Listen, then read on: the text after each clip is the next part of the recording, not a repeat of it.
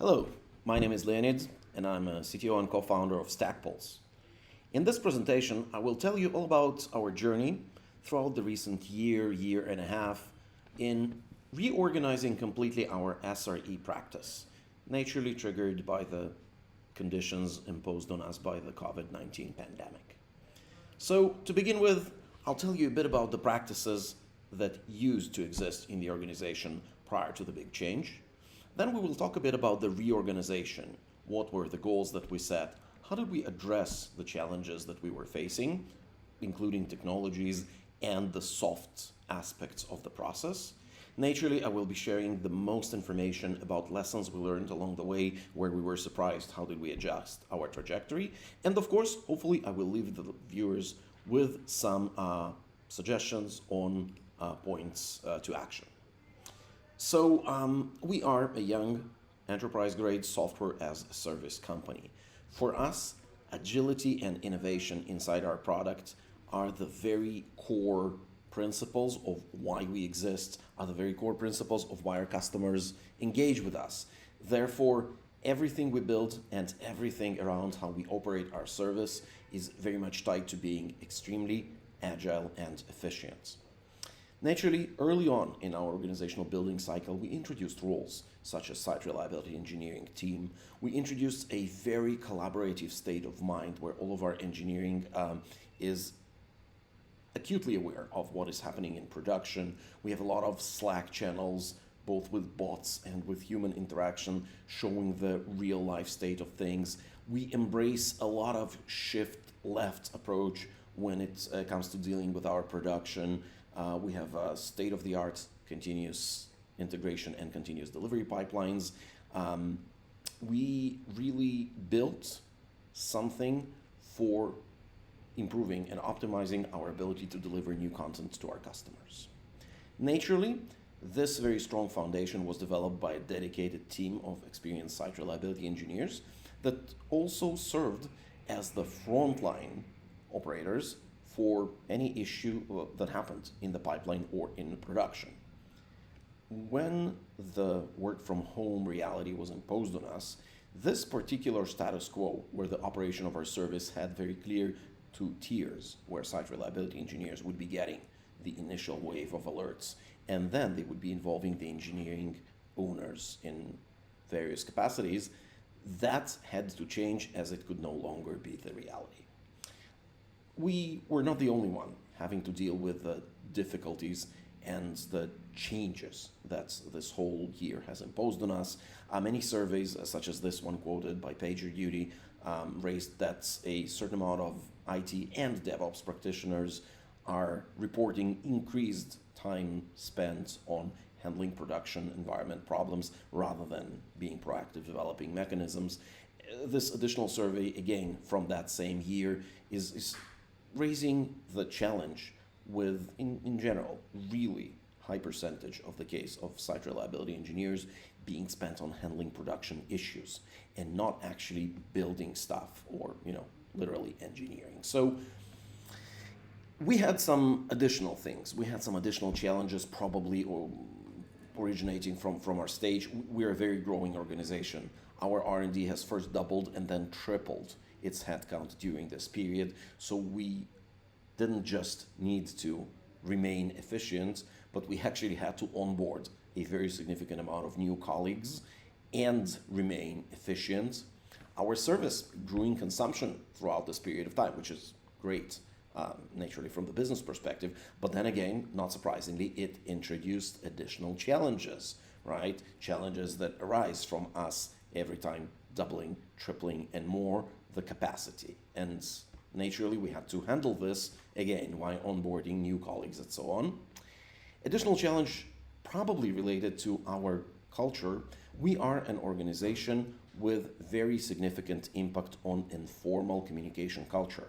What this means is that whenever a team is working on a normal day-to-day office operation in one of the spaces we have in the office, there's a vast amount of information that flows between the team members, not in knowledge management portals or status or review meetings, but actually through informal interaction, right? In the coffee break room, in the room itself, etc.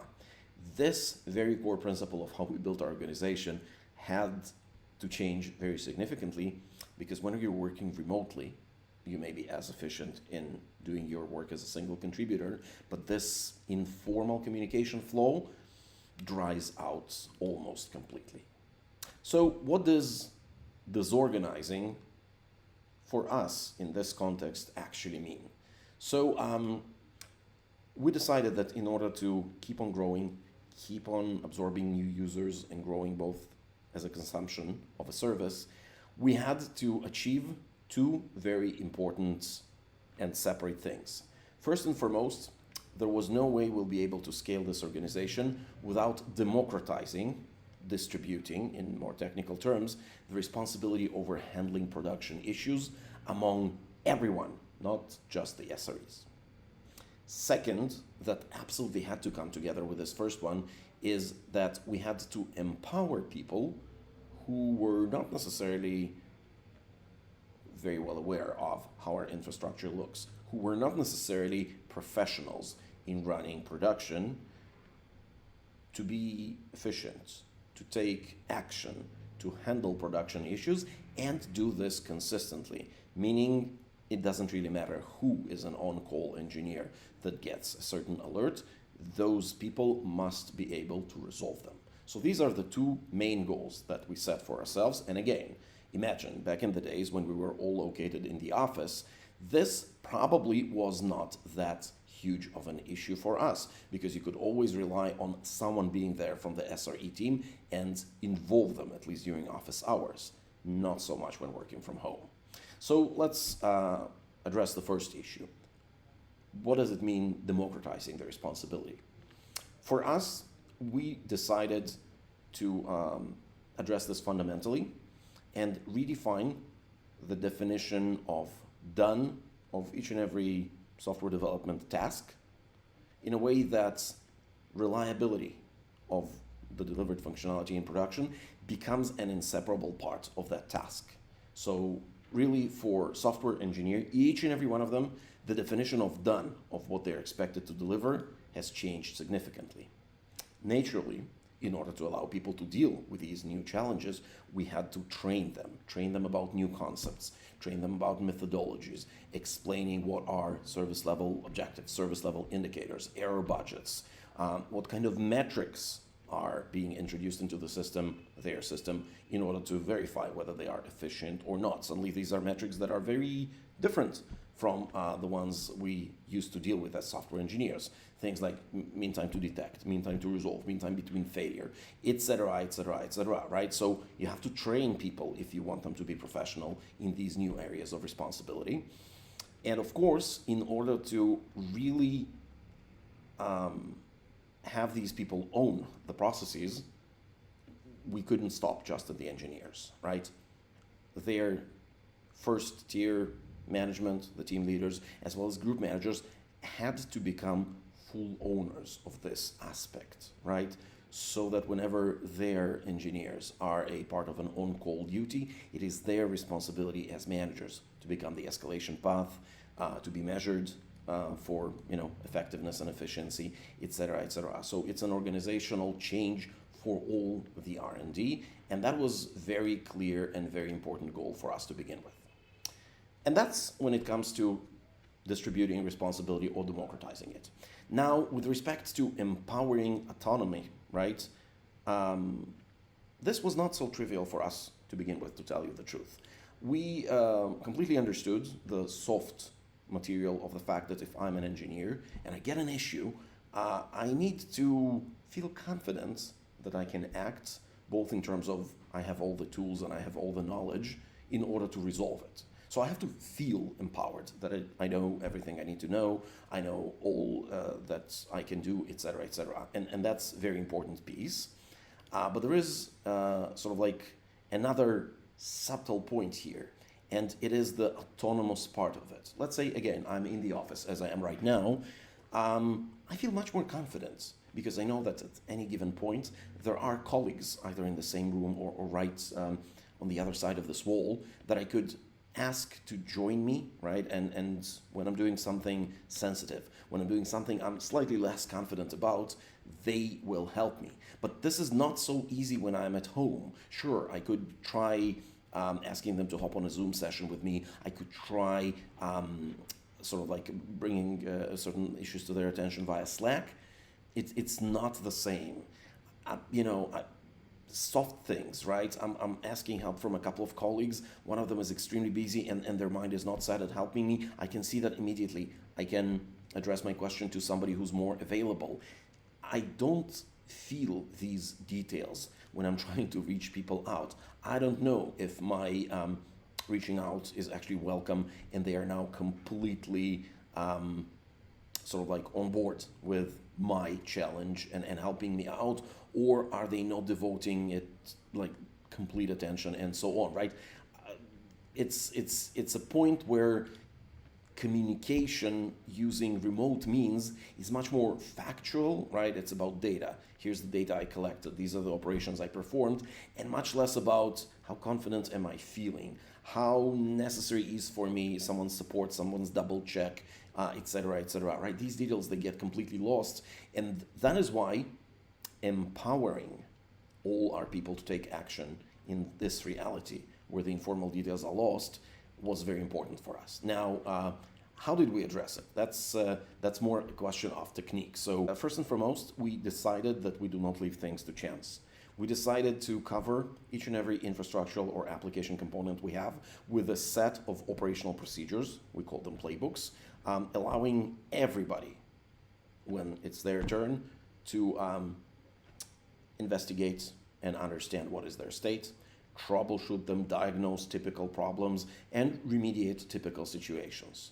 So really never do the same thing twice, never do the same thing sort of like in a freestyle way.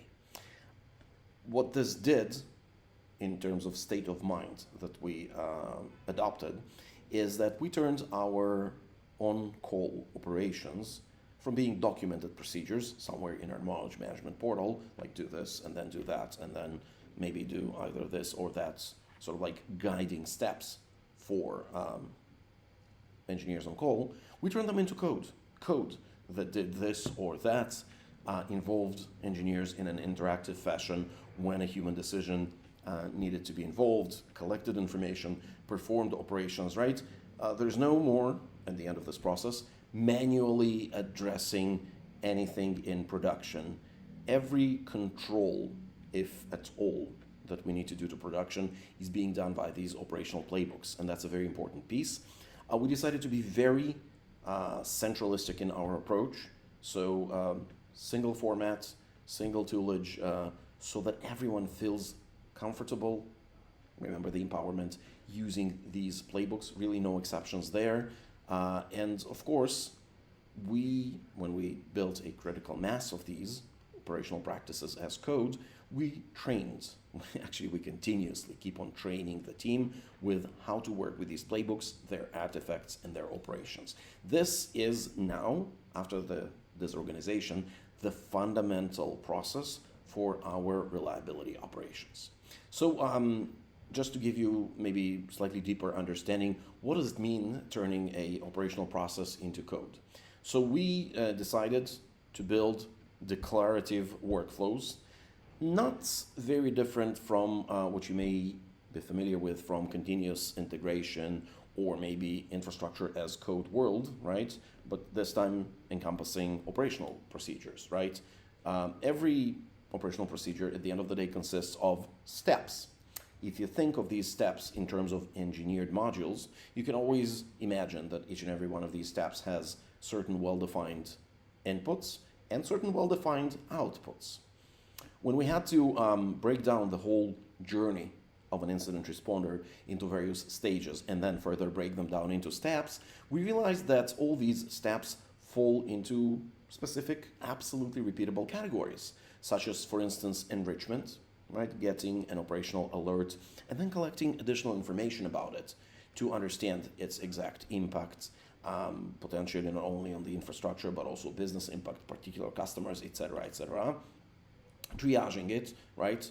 Ruling out the not possible causes and sort of like zooming in on potential root cause, communicating around it either internally to various stakeholders in the organization as well as externally, and of course remediating, right, bringing the operational environment into production.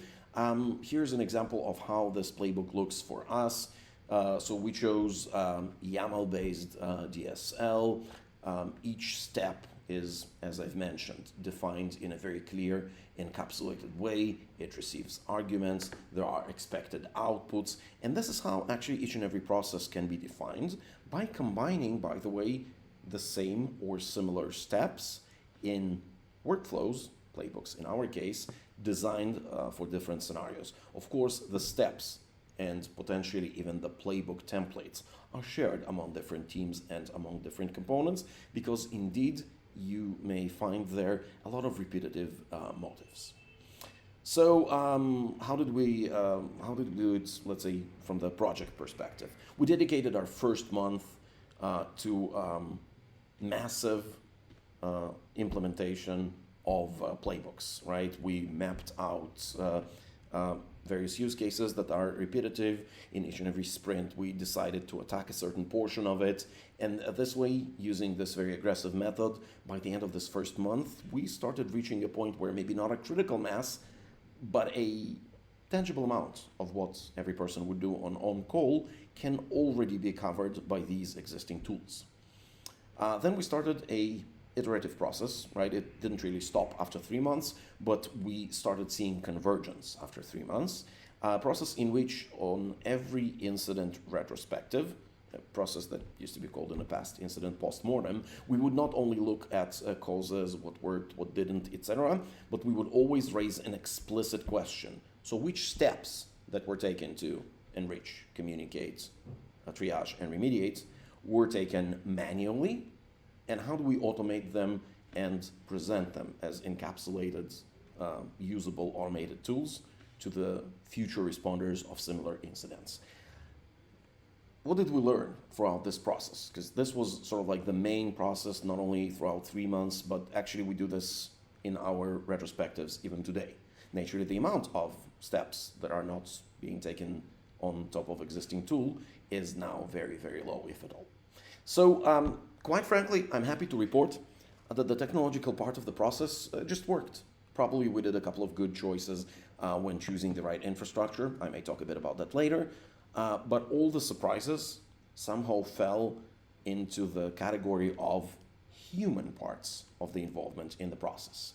More specifically, I think we could categorize our surprises into these 4 things. How did our engineers accept the new normal?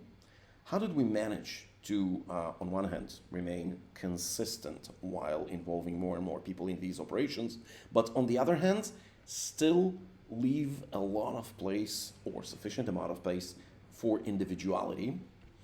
Third point was, how did this affect our organizational culture around operations, around reliability? And fourth is, what did we have to do in order for people not only to be empowered, but actually to, close the ticket end to end, resolve it by themselves? So these are main 4 fields where we had to analyze challenges and adjust our trajectory. When it comes to accepting the new normal, it was a process, right? I bet if you worked for an engineering organization during this COVID year, you may remember this honeymoon, right? The first weeks, or maybe a couple of weeks, when everyone started being remote, and then most of the companies realized that, hey, the world does not end. You can really work remotely. So companies started having this sort of like honeymoon, right?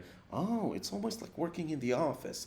Let's open a Zoom channel and be all together on it, or maybe a Discord audio channel, etc., right?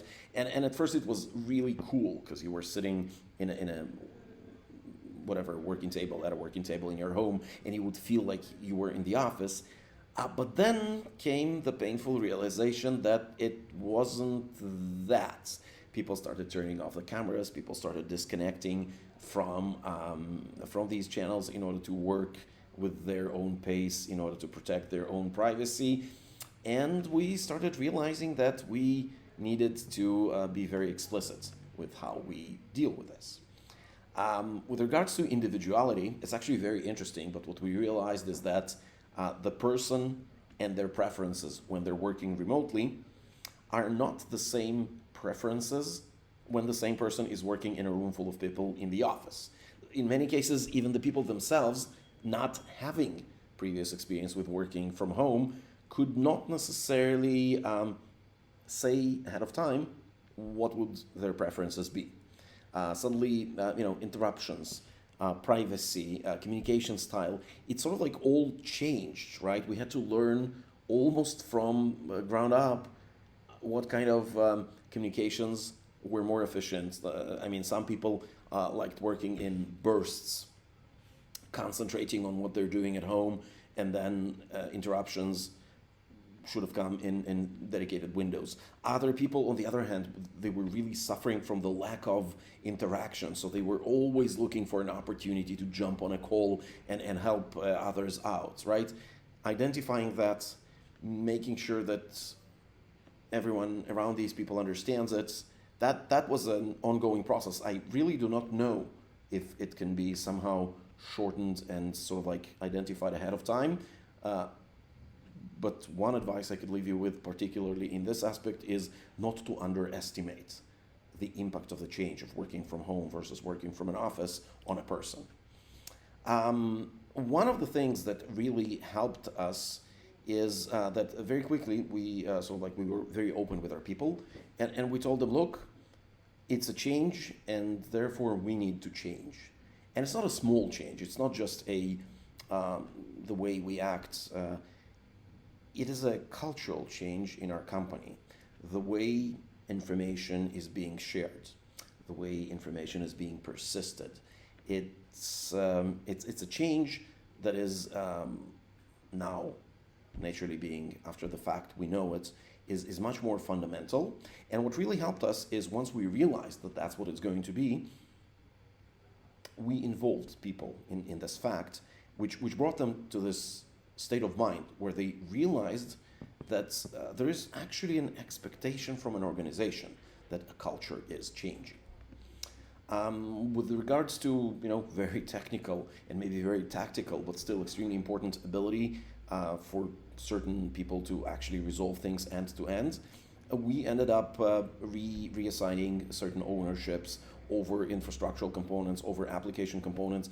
We ended up reshuffling a bit ownerships between different teams where they were not squarely defined, in order to allow an on-call engineer from this or that team actually not to involve anybody else when they are resolving an issue. So that was kind of a very important thing, and we addressed this thing on a procedural level as well. How did we do? So we had two explicit checkpoints for measuring our progress here. One was pretty much in the middle of a process last summer when we were 6 months in. Back then we felt pretty confident with the fact that 60% of all steps that led to root cause analysis and remediation was already being performed using these automated repetitive things. What we achieved in a very surprising manner, and we did not shoot for it, is a very significant improvement in mean time to resolving, right? Suddenly, the outcome of us being very meticulous in building these tools is that people are able to resolve incidents much faster. And actually, a year in, there is even further reduction, which is tremendous, considering the fact that the team is growing significantly and the service consumption is growing significantly, right? It would be a great achievement to at least leave it where it was, but no, we are seeing improvement, which is amazing. We had over half of the team, and that includes the newly onboarded people, autonomously lead incident response from investigation to resolution without involving anyone else, which was a huge win for us. About a year in, so this spring, I think we are up to 85% of all actions that are being taken care during the incident response using these processes and modules. We even extended the coverage of scenarios. So it's like things, for instance, whenever our customer support is opening various issues, they are using playbooks. Whenever we are handling with consumption peaks, whenever we need to rerun tests on a certain component to triage the problem, etc., etc. I think we have a growing library of these playbooks, and people are extremely happy to contribute to it, to share it, to brag about the fact that they built something here that helped them resolve incidents. So we really feel that for us, of course, this process has been a tremendous success. If I have to summarize what we just said and maybe leave you with some thoughts, here are, I think, the 4 most important principles that made this a success for us.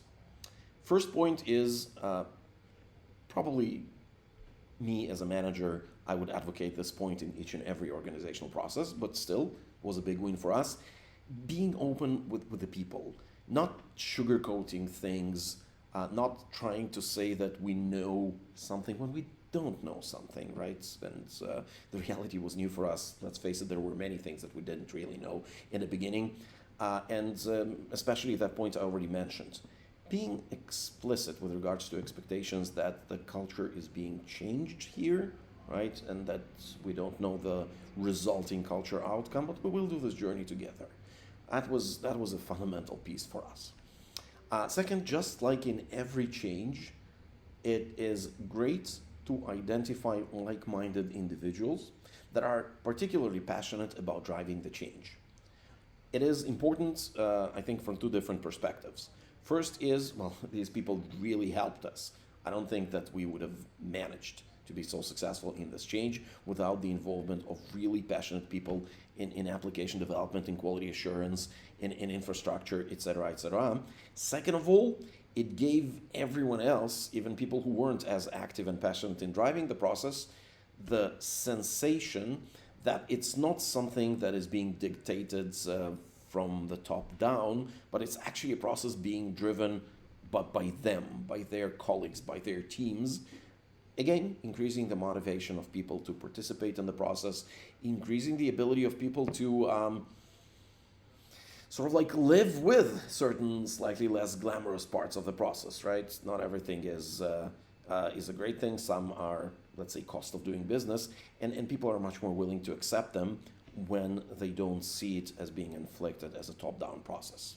When it came to the technological part that, as I mentioned, worked really well for us, it's going to be a little surprise for most of you that technologists, people that are passionate about technology, can do a really good job in choosing the right technology, in testing the right technology, in looking at the options and making the right choices. So for us, it was really important to choose the right tools. By the way, tools do matter.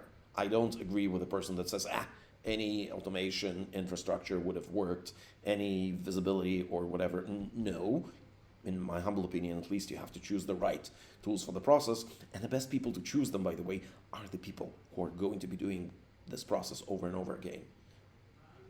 One last thought, and I think I stressed it out throughout the whole presentation: never underestimate the importance of the soft metrics.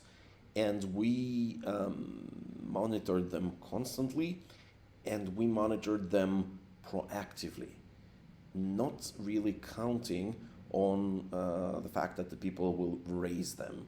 Because again, they were not used to it. They were not used to, reaching out to their team member, not to talk about technical challenge, but to talk about the fact that they're having communication problems. Right? When you are in the office, again, very positive team culture, etc. That doesn't happen. And in here, people, especially those that were onboarded to the organization while working from home, they needed to be constantly reminded that we fully are aware of the challenge and that we see similar challenges in other teams. And that, I think, made us all as a team able to overcome these challenges in the end of the day. Thank you so much. I sure hope that this presentation has raised some thoughts. If needed, I'm always available for follow-up questions. Very passionate about this thing. It's been great sharing this thing with you.